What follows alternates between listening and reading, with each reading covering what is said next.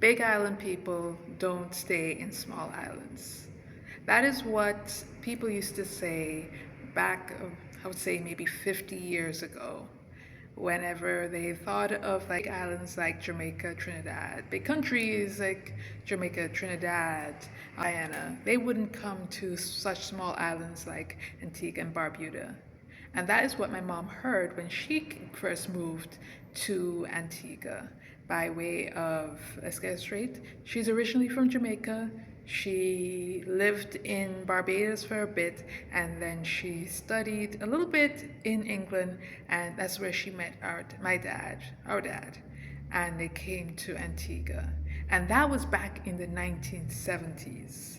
But what I've seen is throughout the years, in the 90s, you saw Jamaicans and Guyanese coming in, and I feel like in the late 90s into the 2000s, we saw people from Santo Domingo.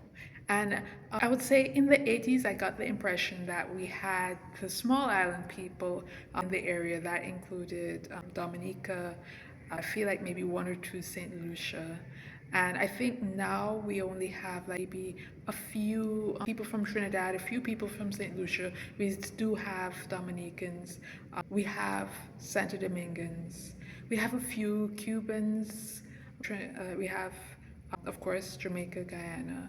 And I think some of the things that we don't mention is like, I guess for people outside of Antigua is that we have the Lebanese and Syrian communities. But then what I only recently discovered was that there is German, and I knew a bit about the Italians. I don't know how they got here, but they were here. They're here. And of course, English, American. And I'm not so sure about a Canadian, but these are the people who can be found here in Antigua. Never say never. There was like a small percentage of people who were from Jamaica back then in the 1970s, but now Antigua has become quite a multicultural country. And it really begs the question of what does it mean to be Antigua and what does it mean to live in Antigua? But in the past,